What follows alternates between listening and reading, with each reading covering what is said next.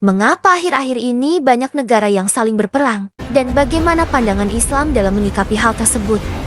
Konflik antara negara-negara atau peperangan antar negara dapat dipicu oleh sejumlah alasan yang kompleks. Beberapa faktor yang dapat menyebabkan perang antara negara-negara antara lain adalah persaingan wilayah. Persaingan atas wilayah atau perbatasan yang bersengketa seringkali menjadi penyebab perang.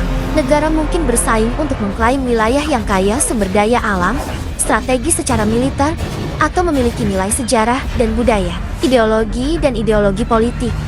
Perbedaan ideologi politik, seperti kapitalisme melawan komunisme, atau ketegangan antara sistem pemerintahan demokratis dan otoriter, bisa menjadi pemicu perang.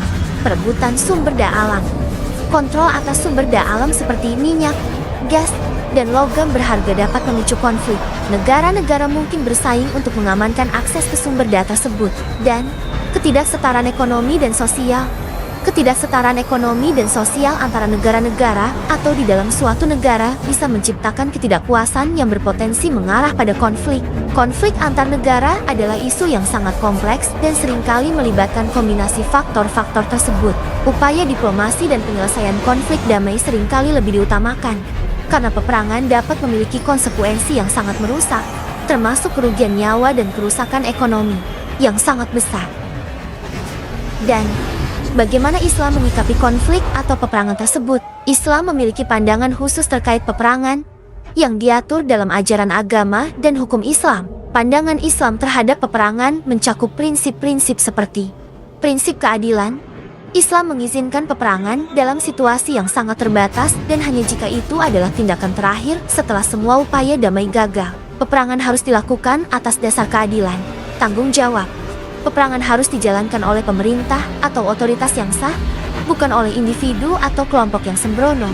Perlindungan terhadap non-kombatan.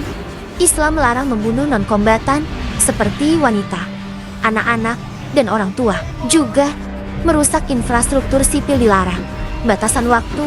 Peperangan dalam Islam harus segera diakhiri jika tujuannya telah tercapai dan harus mengikuti hukum perang yang berlaku. Hormati aturan-aturan Islam. Pasukan muslim harus tetap menghormati aturan Islam selama peperangan, termasuk menjaga kedisiplinan dan moralitas. Dan yang paling ditekankan dalam Islam adalah upaya damai. Islam mendorong penyelesaian konflik melalui dialog dan perundingan sebisa mungkin. Islam mendorong para pihak yang terlibat dalam konflik untuk memiliki hati yang terbuka dan siap untuk memaafkan. Kesediaan untuk berdamai dan memaafkan kontribusi besar dalam mengakhiri konflik. Dan Islam secara tegas menekankan pentingnya menghindari perang sebisa mungkin.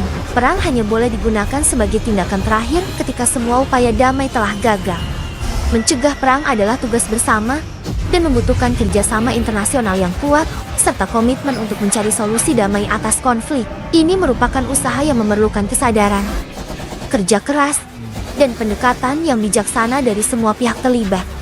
Demikian pembahasan kami dalam posting kali ini.